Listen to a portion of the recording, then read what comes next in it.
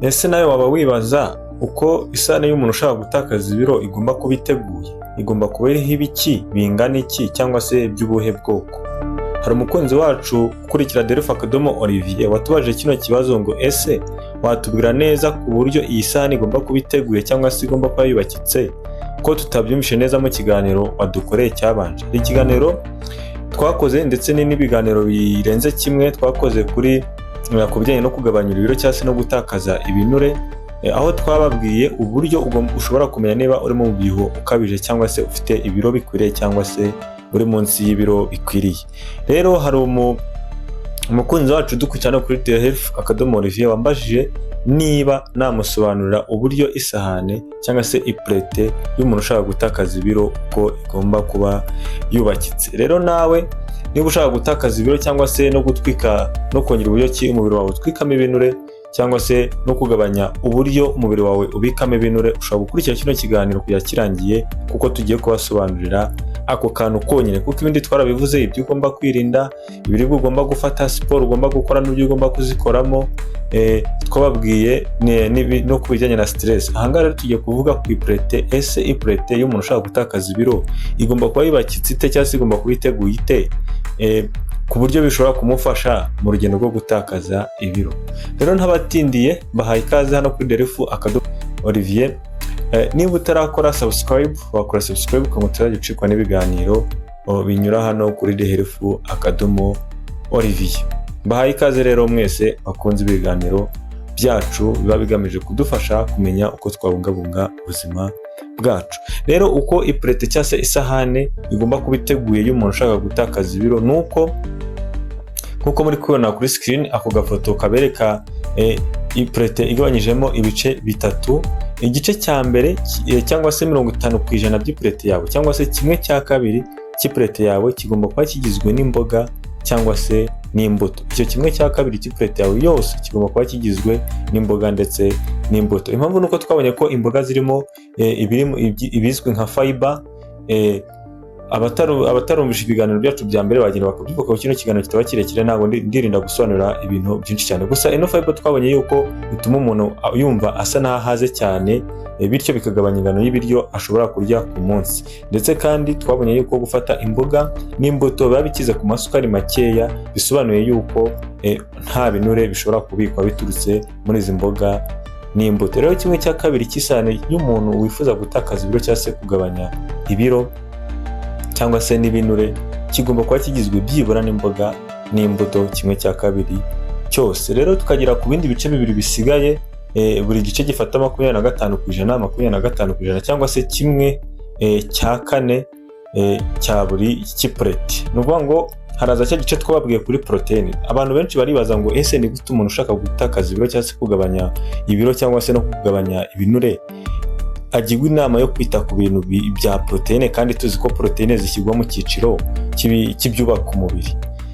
Ati ese ibi byaba ari byo? Igisubizo rero nuko ari byo, nuko izi proteine zigira uruhare mu kubaka umubiri apana kubika ibinure. Buryo umuntu agira umubyibuho ukabije nagaruka aba afite imikaya cyangwa se miskire nyinshi cyane cyangwa se nini, ahubwo nuko reya cyangwa se icyo twakwita nka kushe y'ibinure ku mubiri we iba yarabaye nini, bityo akagaragara nkaho ari munini. Kandi izi proteine zo ntabwo zigira uruhare mu kubikwa kw'ibinure, ahubwo proteine zo zigira uruhare mu kubaka miskile cyangwa se imikaya igakomera.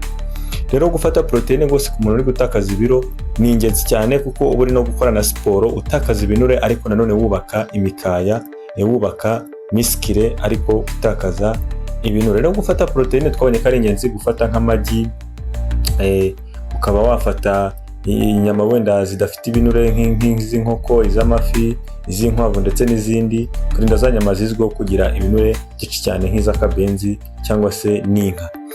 Kuri ziriya mboga, ubwoko bw'imboga bwo murabuzi ni bwinshi nubwo tutabuvuze, ariko ushobora gufata nk'imboga za dodo, intoryi, karoti, inyanya, ushobora gufata nk'imbuto nk'inanasi, indimu twarabibabwiye mu kugabanya ibinure, ushobora gufata nk'imineke, inturuturi, ndetse n'inkeri zo mu ishyamba n'ibindi byinshi muzi bishyirwa mu cyiciro cy'ibirinda indwara. Ni ukuvuga ngo kimwe cya kabiri cy'ipurete yawe cyo kigomba kuba kigizwe n'ibirinda indwara, aribyo imboga n'imbuto z'ubwoko bugiye butandukanye zose muzi zishobora kuboneka hano mu Rwanda.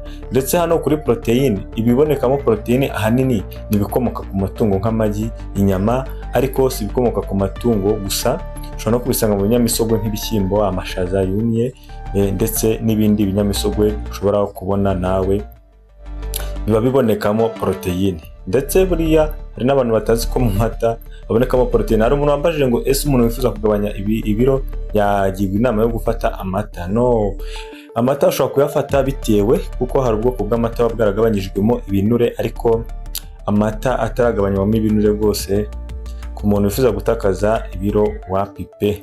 Gusa amata yagabanyijwemo ibinure ushobora kuyafata cyane ko aba arimo na poroteyine ndetse n'iyindi myunyugugu umubiri ukenera.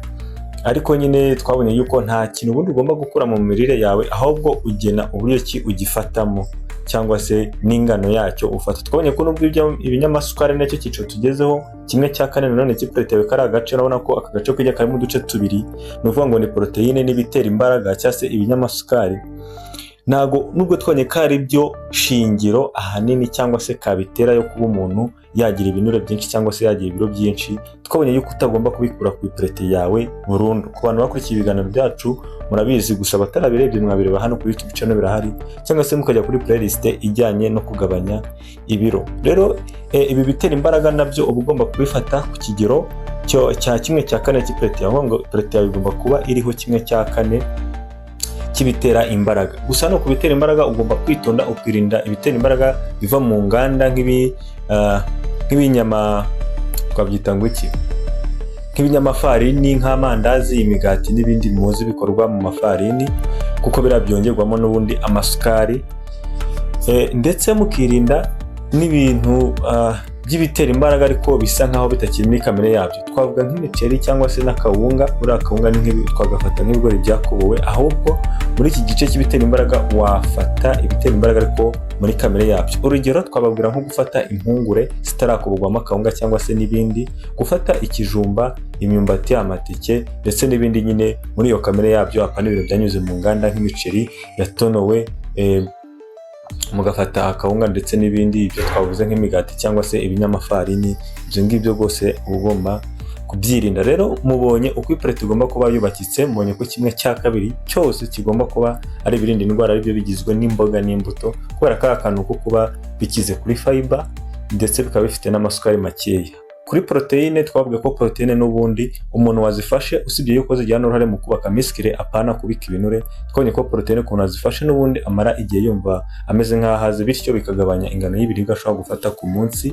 Ikindi rero ni uko poroteyine burya twababwiye yuko zirushya igogora, aricyo gituma zitinda mu rwungano ngogozi. Bityo rero ukaba gufata poroteyine bigabanya n'ubundi ingano y'amasukari winjiza mu mubiri, kuko poroteyine itinza igogora, bityo ugahora wumva umeze nk'aho haze, bikagabanya ingano y'ibiribwa ushobora gufata. Ku binyamasukari rero nabyo twababwiye kuko ariko kabitera cyangwa se nyirabayazana yo kubika ibinure, ko naho mugomba kwitonda mugafata. Ntimubikuremo burundu, kuko nubikuramo burundu ukabikura ku ipurete nibyo uzatakaza ibiro, ariko nubisubiraho ubwo uzahita wongera ugira ibiro birenze ibyo wari ufite mbere. Cyiza nuko uberekera ku isahane yawe ufata, ariko ku kigero cyo hasi, kandi ugafata bino by'umwimerere apana ibyanyuze mu nganda.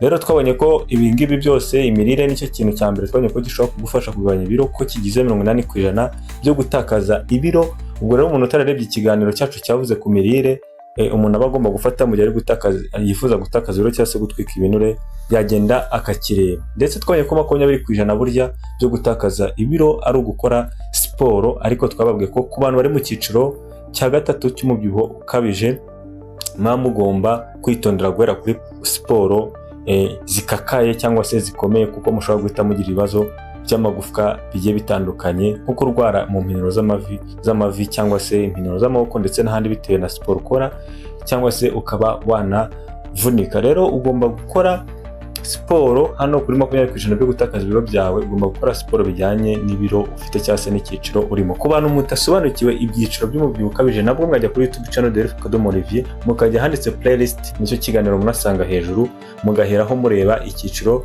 cy'umubyibuho ukabije deni mugakomeza n'ibindi biganiro bibagira inama. Rero hano twari dusubize umukunzi wacu watubajije kuri iki kintu. Nawe niba wumva ufite ikibazo cyangwa se n'icyifuzo, igitekerezo cyangwa se ikindi kintu wifuza ko twaza gukoreraho, wajya muri comment ugatanga igitekerezo, kuko comment zanyu turazisoma cyangwa se ibitekerezo byanyu turabisoma tukazagusubiza.